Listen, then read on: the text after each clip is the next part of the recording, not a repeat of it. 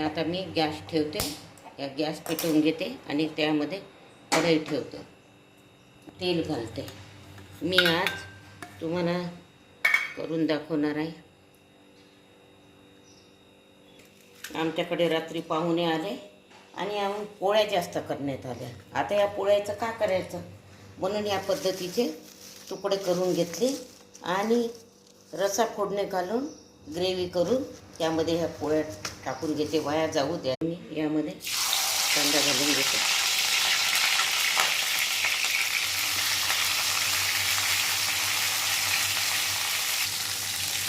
हिंग घालते.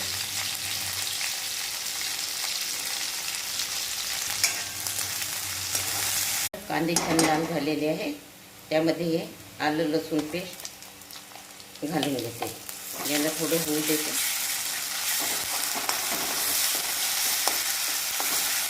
तिखट मीठ आणि हे पूर्ण घालून घेते आणि याला छान होऊ देते.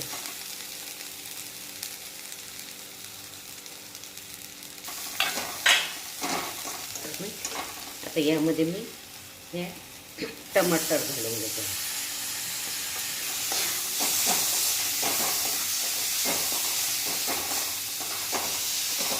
आणि हा कच्चा आंबा होता तो पण घालून घेते. हा टमाटर आणि मसाला वगैरे सगळा शिजलेला आहे.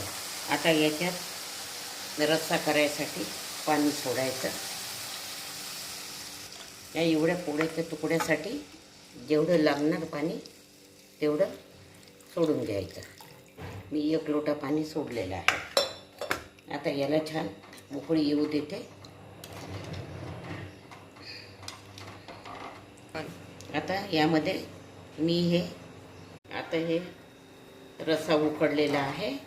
आता यामध्ये मी हे पोळ्याचे कुटके केलेले हे मी टाकून घेते यामध्ये.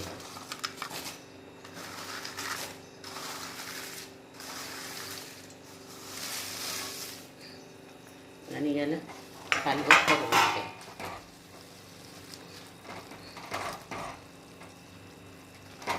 आहे. यामध्ये आता गॅस बंद करते आणि कोथिंबीर घालून घेते छान.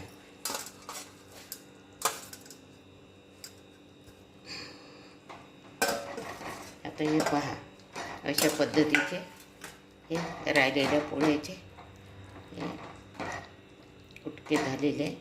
याला थोडासा रस्सा पण ठेवायचा आणि हे गरम गरमच छान लागते. थंड झाल्यावर हे काही व्यवस्थित लागत नाही. एकदम घट्ट